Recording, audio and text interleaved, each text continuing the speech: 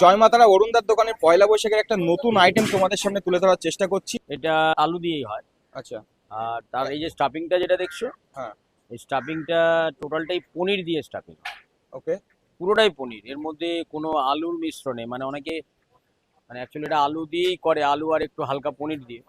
কাজু কিশমিশ আছে দেখতে পাচ্ছি। অবশ্যই কাজু কিশমিশ, যা একটু গরম মশলা দেওয়া হয়, তারপরে অনেক কিছু দেওয়া থাকে। এই আলুটা কি বয়েল করা? অবশ্যই বয়েল করা। আচ্ছা। বয়েল করা মানে বয়েল করে কিন্তু কাটিং করা, একদম এইরকম বয়েল করে কাটিং করা? না, আগে আগে cutting কাটিং করা? করে বয়েল করা। আচ্ছা, কাটিং করে তারপরে বয়েল করা। জয় মাতারা অরুণদার দোকানের নতুন একটা আইটেম তোমাদের সামনে তুলে ধরার চেষ্টা করছি। তো এই যে নতুন আইটেমটা, এটার দাম কি থাকছে দাদা? এটা তোমার এই যেটা গ্রেভি দিয়ে, এটা গ্রেভি পড়বে এর মধ্যে, আচ্ছা। এটাকে আবার ফ্রাই করা হবে। এটা 40,000 টাকা করে। 40,000 টাকা, মানে কপিস থাকছে? এক পিসই থাকবে, এক পিস এক থাকবে? পিসই থাকবে।